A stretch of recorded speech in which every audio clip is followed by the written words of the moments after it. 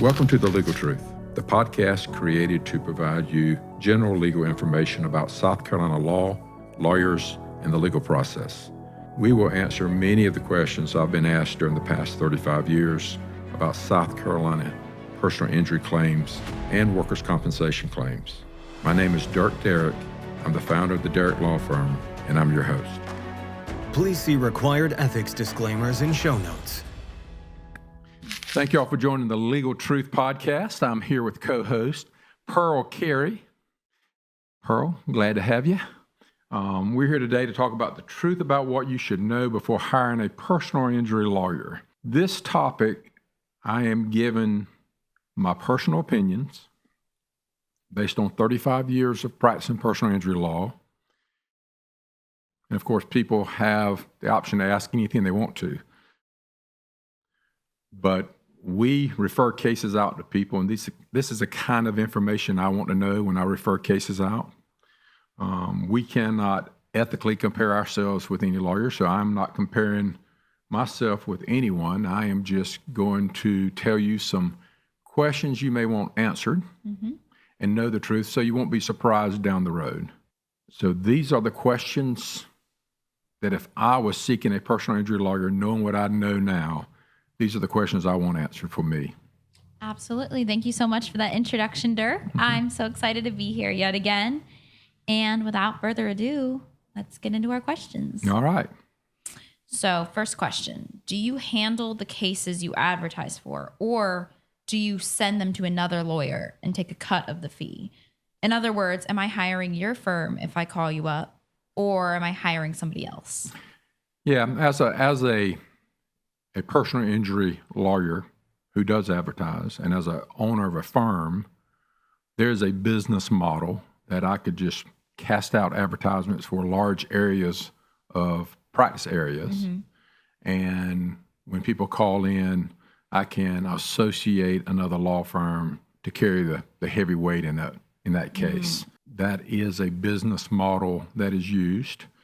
We do not use that. We advertise for cases that we handle in-house. Okay. We have about 250 years of legal experience.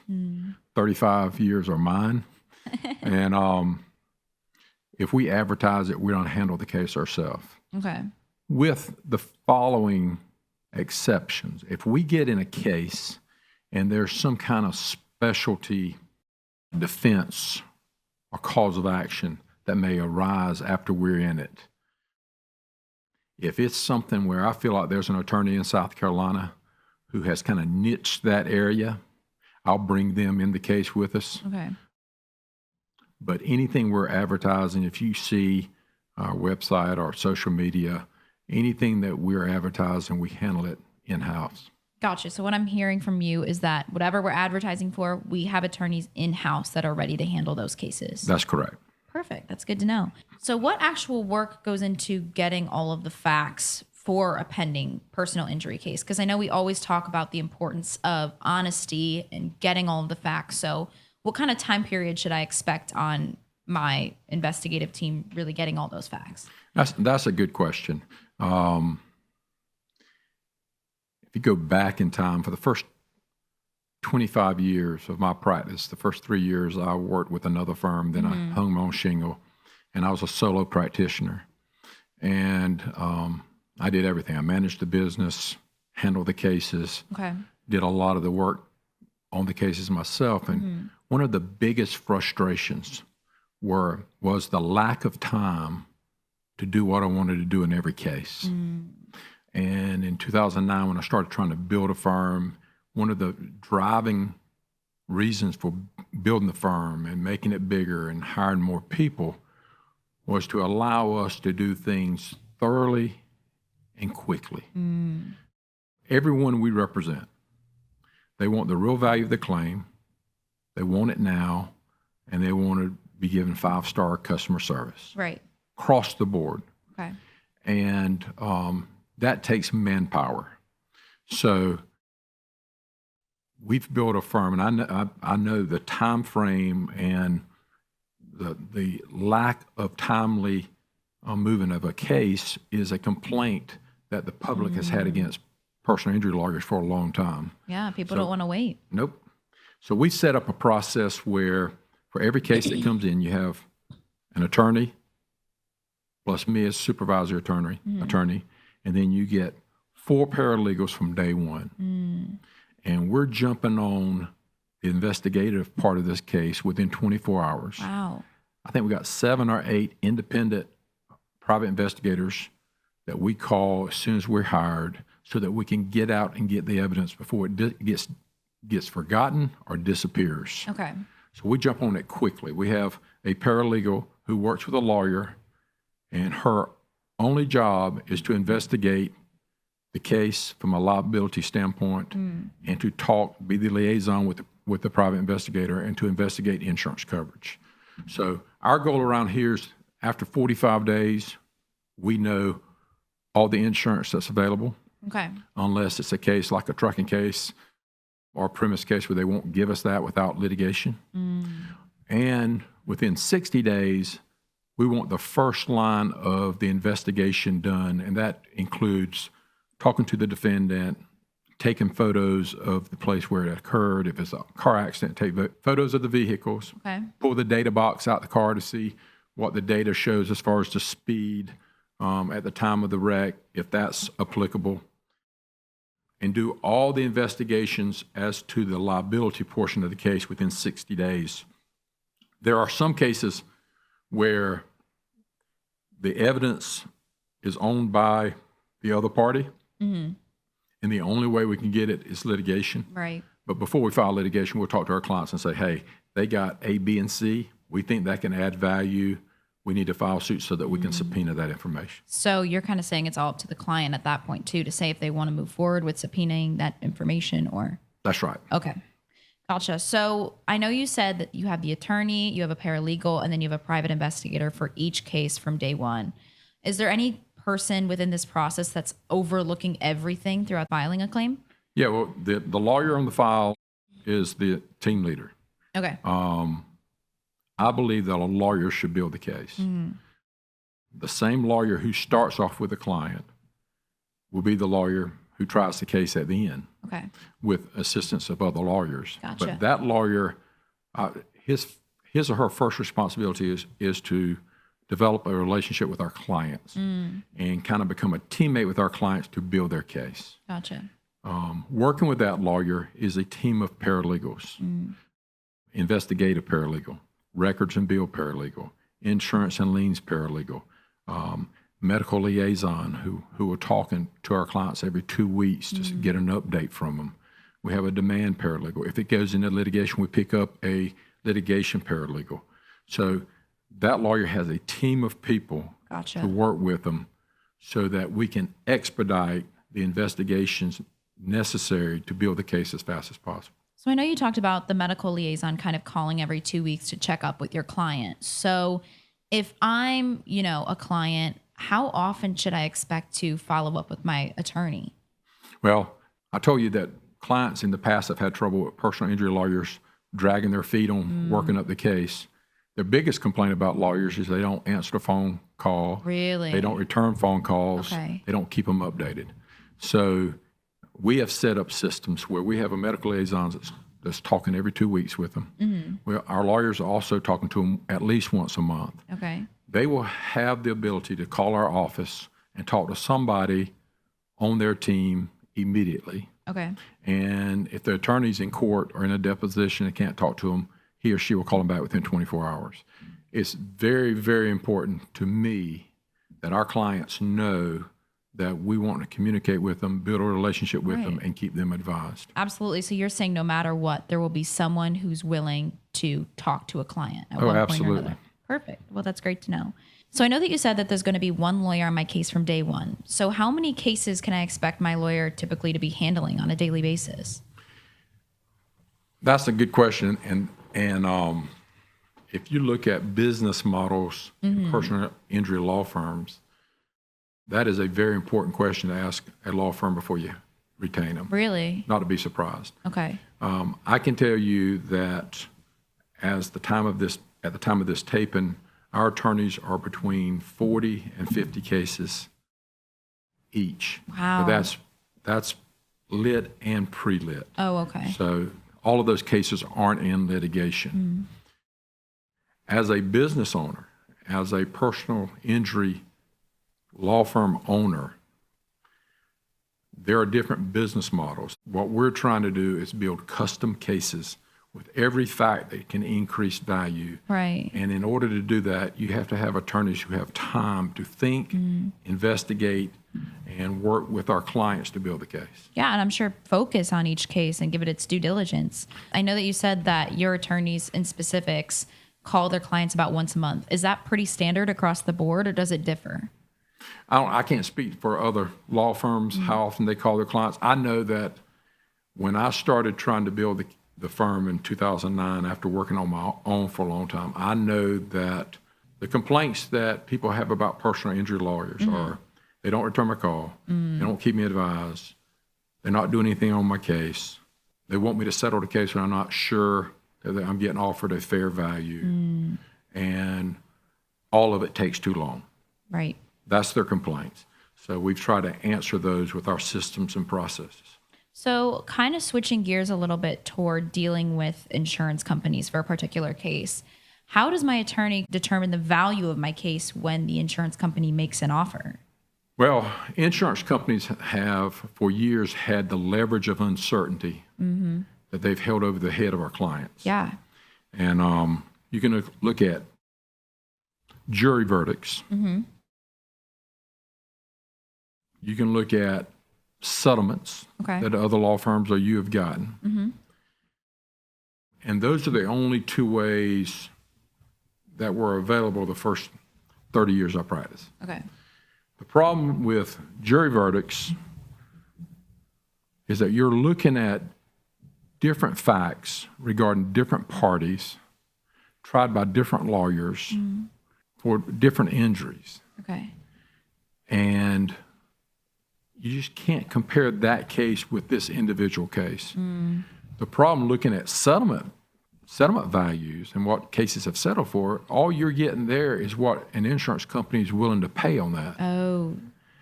And insurance companies don't get to set the value of a case. Right. The value of the case is what a jury in the county you're in would give this particular plaintiff with these specific facts, what the award would be if you presented every fact that exists Wow. Okay. that adds value to the case. So what you're saying is it's not what the insurance company just offers. That doesn't determine real value of a case. No, Okay. no. That's I think the biggest mistake is to think what insurance companies voluntarily pay is the real value. Okay.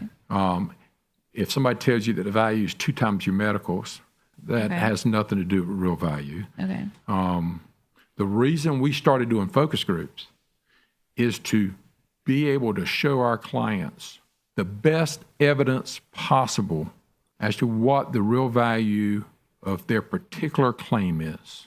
Okay. So we now do focus groups before we file a lawsuit. Right. If we can get most of the facts, show it to our clients. Does that mean that's the exact number we'll get at court? Nope. Okay. But it's 2 juries telling us what they think about these facts and these damages. And I think what you said in our last podcast was that it's indicative of a range and it can kind of give your client an idea of what they might get. That's right. Okay. So we do that before. And if there's a case that's got $100,000 worth of insurance and the insurance company's offered us 50. And in the past, they say, $50,000, that's all we don't pay you. If you want any more, file a lawsuit and find out what a jury's going to say 2.5 years from now. Oh, okay. So then the client looks at the lawyer and says, well, is that a fair offer? Well, the lawyer's going to say one of 2 things. He's going to say, no, let's try the case. Okay. And the client may or may not give him permission, but there's uncertainty. Or the lawyer may say, well, it sounds fair, it could be more, could be less, but you take a chance. And it really leaves the client that feeling of uncertainty. Right. I can't imagine that's a nice place to be in. No, and Yeah. it causes anxiety to a point to, okay, I'll take it. because the insurance companies always had that leverage on them. Right. We don't drag you out 3 years, and there's uncertainty. So by doing the focus groups early on, we give the client the comfort of knowing what these 12 people are saying, and then we use what they say. Let's say the example I was giving you, $100,000 in coverage. They've offered 50. We focus group it. 2 juries both come back at $200,000. Number one, our client says, okay, Right. we'll try it if we got to try it. Number two, we take those results and we send them to the insurance company. So they can kind of And see what a say, trial might. That insurance company Yeah. has a duty to act in good faith, or they can be sued for bad faith insurance practices. They have a duty to protect the assets of the at-fault party. Right. So now we're offering to settle for the policy limits, and if they don't pay us, we don't go get a verdict. These 2 juries say it's worth $200,000. They are subjecting their insured to a $100,000 judgment on top of their insurance Wow. if we get $200,000. Oh, wow. Yeah. So the duty to act in good faith, that makes them take a very good look at whether or not they're making a reasonable decision and whether or not they don't stand by it.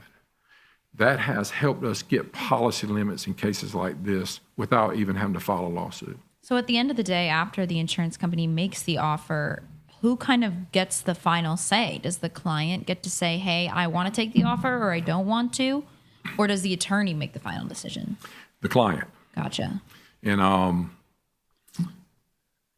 I've made it completely clear with every attorney that works at our firm that the client is the boss in the final decision. Now, we're going to build the case the right way. Right. But when it's all said and done, we're going to show the clients all the good, all the pros, all the cons. We don't show them what focus group members say about it. Yeah. But we don't give the final say-so to the client. People have different degrees of risk that they would take. What I would do on a case is not necessarily what a client would do on a case. Yeah, it differs, I'm sure. I'd usually try to avoid even telling the client what I would do personally, because I've seen these things for 35 years. I got so much in my head that may make a decision. I don't want to influence my client in a negative way. I want them to make their own decision based on their case. And you want to maintain that transparency and honesty. That's right. Yeah. Now, if they say, Dirk, what would you do? I'll tell them. But it's entirely left up to the client. It's their case. If they want to try it, we try it. If they want to sell it, we sell it.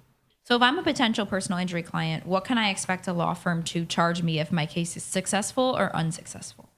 Good question. It should be a question that everyone asks from their lawyer Right. before they sign a contract. Yeah. Most personal injury lawyers work on a contingency fee. I saw one not too long ago that had a retainer on the front end of it. I've not heard of that lately. Most of them work on a contingency fee. Okay. The biggest thing you want to know before signing a contract is, what is the fee? Does it ever go up? What cost am I paying? What happens if I lose? And will you ever take more money than I take? Gotcha. If you get the answers to that, you won't be surprised at the end. Right. I will tell you, our firm, we charge a flat 1/3 fee. It does not go up when we file a lawsuit. The reason we don't increase it is because I know from watching 400 focus group juries that there are some facts that I may have to file a lawsuit to go get that greatly increase the value of a case.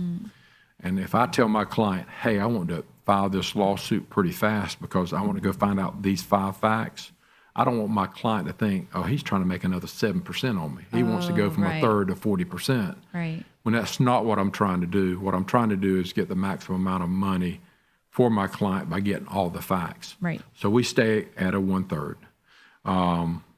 Our cost, we don't do soft calls, we don't do phone calls and mailing and stamps, all that stuff. And retainer fees, right? We don't do retainer Yeah. fees. We charge costs for those things that we write checks to third parties while we're building your case. And that can Okay. be medical records, That can be, if we get in litigation, depositions, court reporters, that kind of stuff. You're right. It's hard cost. And if we're unsuccessful, and we don't have to do this very Right. often, and, we would eat the cost. If our client does not collect, we don't get paid any fees, and we can eat the cost ethically. So that's we it. eat it. They walk out the door, they haven't lost anything. Right. The final thing is I think, an important question for potentials. We have a policy where we never take more than our client. And let me tell you where that situation comes up. Somebody hires us, they got $750,000 worth of medical bills at a Right. hospital. We jump in, it's bad damages, liability looks good, and we find out we got $25,000 in insurance. And they're stuck with this big bill. Right. We could say, hey, you don't have enough insurance, we're not interested. We don't do that unless they want to handle it themselves, but they got this huge bill on them. And if they do or don't have health insurance, there's going to be somebody wanting money to pay these bills. Absolutely. So I'm sure that can create like a difficult situation for the client. So you say $25,000, I got $750,000 Okay. medicals, I got these problems, how are we going to get this worked out? Yeah. If we stay involved, we will negotiate all these bills. And when we get them all reduced and there's X dollars left, we will reduce our fee as far as we need to so that our clients put more money in their pocket than we get. I mean, we're not going to say, well, we're entitled to a third. There's times when we just waived a fee because we got into a situation. They don't happen often, but before somebody hires a lawyer, they ought to ask them, worst case scenario. Worst case scenario, something blows up. Am I don't owe you money when it's all said and done? Right. And worst case scenario, this case blows up and we find out that there's nothing to recover, or there's very little to recover, or you don't just be fees and costs and I don't get anything. Yeah. So that's a good question for people to ask lawyers before Right. they hire them. Absolutely. Now, again, that does not happen very often. Yeah. When we do intake on cases, those cases, a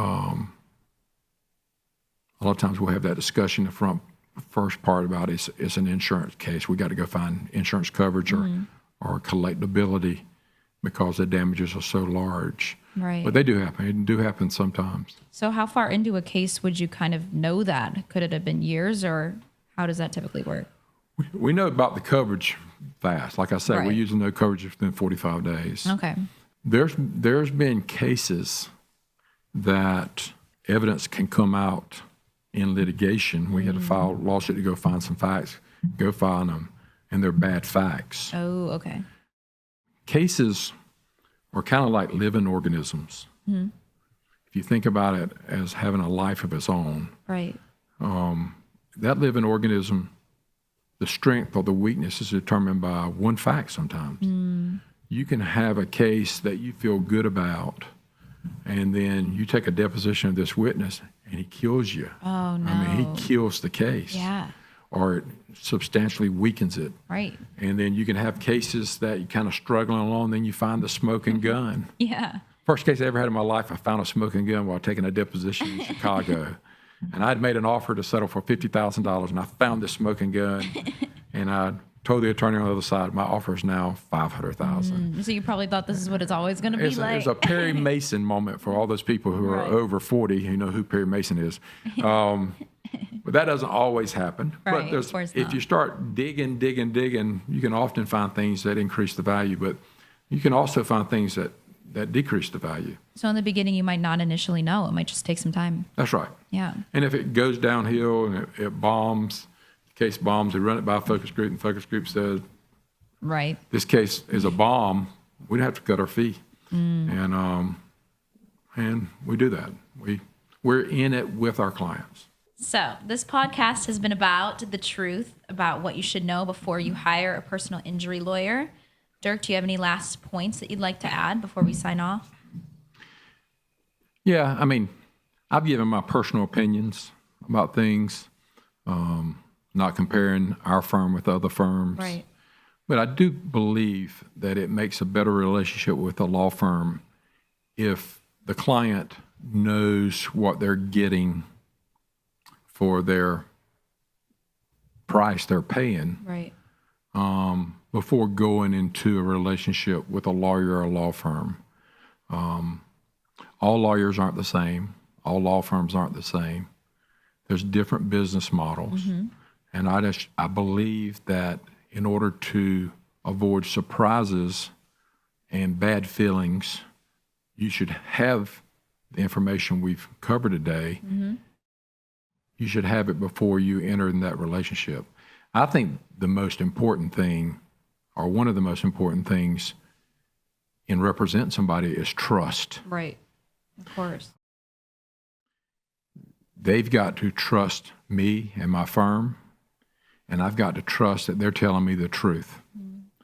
And there's got to be trust both ways, and without it, it makes it a difficult job to properly build the case. I think it's important from a trust standpoint for the client to know going in, what is it going to cost me? What's worst case scenario? What's best case scenario? Yeah. What systems and processes does this firm have to build the case and to get me the real value and to do it in a timely fashion? It's easy to say that, we're going to give you money that you deserve. We're going to get you real value. Yeah. But you need to know how they define real value. How do they define what real value means? How does that lawyer define timely fashion? What's the team I'm going to work with? How many lawyers do they have here in South Carolina building the cases for trial? Right. How many support staff does that lawyer have to build my case? All of that stuff. When are they going to call me? How often can I communicate? Right. Can I pick up the phone and talk to my lawyer anytime I want to? Am I hiring a lawyer or am I hiring non-lawyers? I mean, all that stuff, if you know it on the front end, you'll build trust with that law firm. And I think it's very important.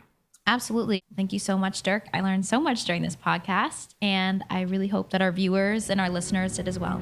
Thank you again. Thank you, Pearl, the podcast girl.